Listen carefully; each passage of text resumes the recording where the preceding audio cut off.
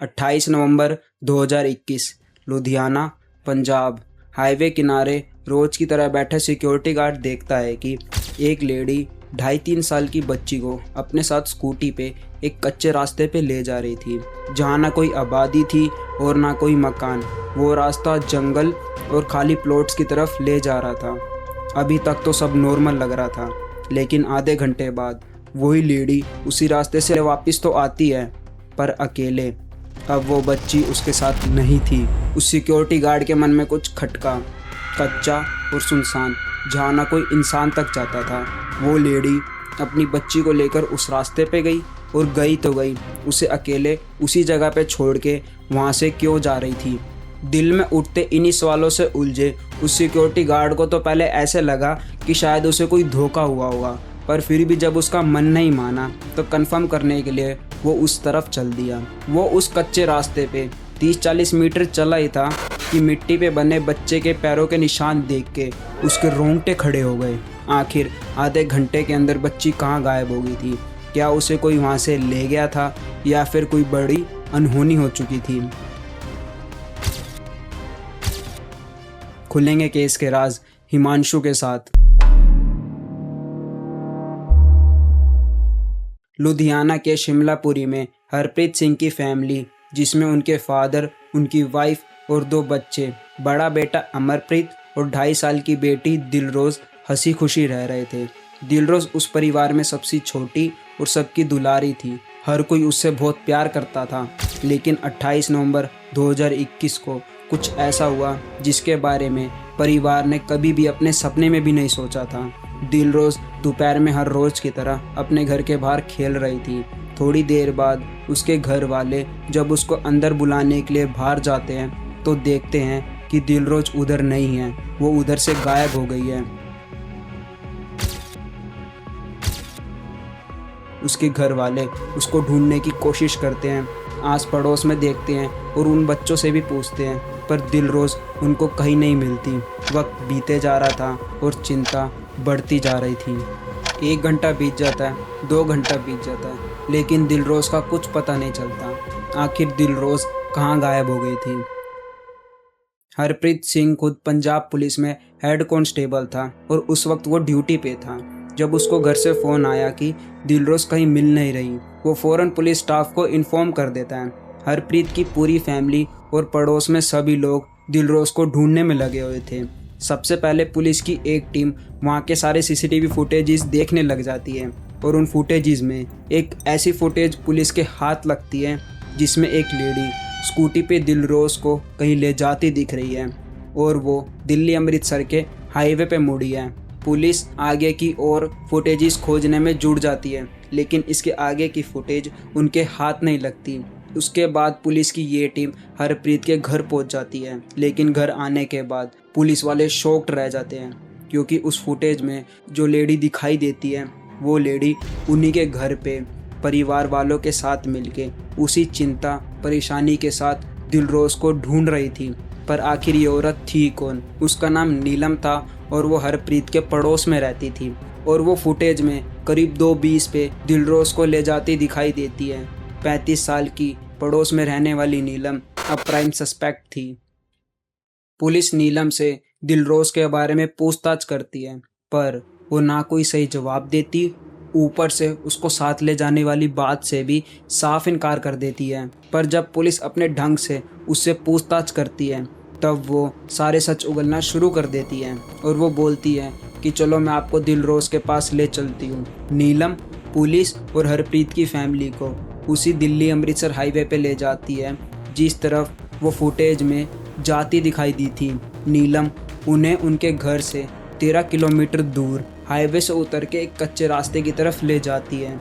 ये सालेम तबरी नाम का इलाका था, जहाँ सिर्फ जंगल और कुछ खाली प्लॉट्स थे। मुश्किल से 50 किलोमीटर की दूरी पर वहाँ पर नीलम एक खाली प्लॉट की तरफ इशारा करती है। आगे जो होने वाला था वो सबके लिए बहुत डरावना था। उस प्लॉट में ताज़ा खड्डा खुदा हुआ था और उसी के साइड में दिलरोज़ के जूतों के निशान थे। ये देख के सभी का दिल चीख उठा, पर मानो किसी की आवाज़ ना निकल पाई हो। दिलरोज़ के पिता अपने हाथों से मिट्टी को हटाने लग जाते हैं। थोड़ी सी मिट्टी हटी थी कि हरप्रीत का हाथ दिलरोज़ के हाथ से टकरा जाता है। दरअसल नीलम ने दिलरोज़ को ज़िंदा ही दफन कर दिया था। दिलरोज़ के सर पे चोट और मुंह में मिट्टी भरी हुई थी, लेकिन उसकी बॉडी गर्म थी और सांसें चल रही थी। सभी लोग उम्मीद के साथ दिलरोज़ को हॉस्पिटल लेकर भागते हैं, लेकिन अफसोस उस मासूम ने हॉस्पिटल पहुंचने से पहले ही अपना दम तोड़ दिया था। पुलिस की एक टीम क्राइम सीन पे ही रुकती है और वहाँ पे उन्हें इस केस का मोस्ट इम्पोर्टेंट गवाह मिलता है, वही सिक्योरिटी गार्ड जिसका जिक्र वीडियो की स्टार्टिंग में किया गया है। अब बाकी था वो सबसे बड़ा सवाल कि ऐसी क्या वजह रही होगी जिसके चलते नीलम ने उस मासूम दिलरोज़ की जान ले ली थी। हरप्रीत सिंह परिवार के लिए नीलम वो आखिरी शख्स होती जिस पे उनका शक जाता, और यही हैरानी आस पड़ोस में लोगों को भी थी, क्योंकि वो ना सिर्फ उनकी पड़ोसी थी बल्कि उसके खुद के 2 बच्चे थे और दिलरोज़ भी उसको बुआ बुलाती थी। पुलिस ने जब नीलम का बयान लिया तो मोटिव ऑफ क्राइम हैरान कर देने वाला था। नीलम डिवोर्सी थी, वो दोनों बच्चों को लेकर अपने माँ बाप के साथ रहती थी। हरप्रीत के दोनों बच्चों अमरप्रीत और दिलरोज़ को घर के पड़ोस में सभी लोग बहुत प्यार करते थे, और साथ ही कभी कोई उनके लिए मिठाई लेकर आता तो चॉकलेट्स और खिलौने। और दूसरी तरफ नीलम के बच्चे बहुत शरारती थे, आए दिन उनकी शिकायतें आती रहती थी। डाइवोर्स होने के बाद फाइनेंशियल कंडीशन बिगड़ जाने से वो अपने बच्चों के लिए वो सब नहीं कर पाती थी जो हरप्रीत के घर में होते देखती थी।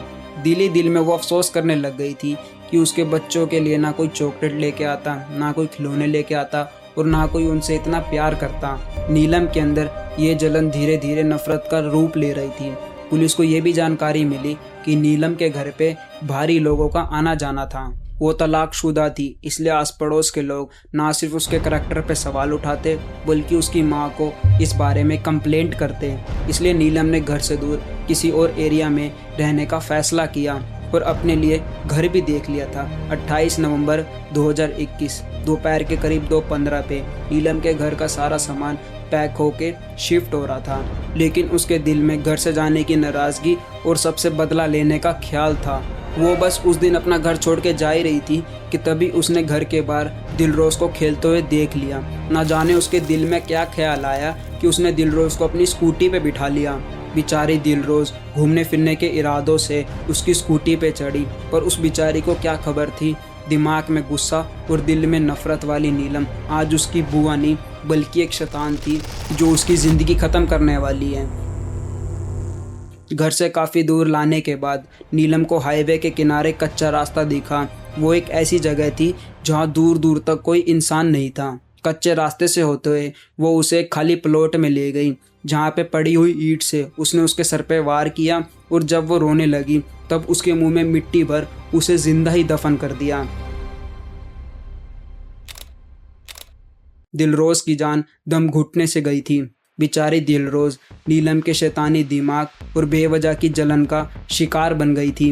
नीलम ने इस क्राइम से पूरी इंसानियत को शर्मसार कर दिया था, बल्कि उसके खुद के 2 बच्चे थे।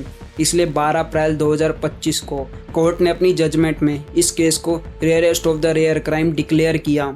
कोर्ट ने इसे क्रूएल और क्रिमिनल माइंडसेट से किया हुआ प्री प्लान मर्डर मानते हुए नीलम को फांसी की सज़ा सुनाई, और फांसी की सज़ा सुनते ही नीलम रोने लगी, गिड़गिड़ाने लगी और अपने दोनों बच्चों का हवाला देने लगी कि अगर मैं मर गई तो उनकी परवरिश कौन करेगा। नीलम को अपने बच्चों को फिक्र थी, पर उसे अफसोस नहीं था कि उसने खुद किसी बच्चे की जान ले ली थी। अपने बच्चे को खोने से ज़्यादा दर्द इस दुनिया में क्या ही होगा, और वही दर्द लिए दिलरोज़ के पेरेंट्स ने फाइनल जजमेंट आने के बाद कोर्ट का शुक्रिया अदा किया। तो यही था आज का केस। थैंक्स फॉर वॉचिंग, और अपना ध्यान रखें, और ऐसी ट्रू क्राइम वीडियोस के लिए ट्रू फाइल्स को सब्सक्राइब करें।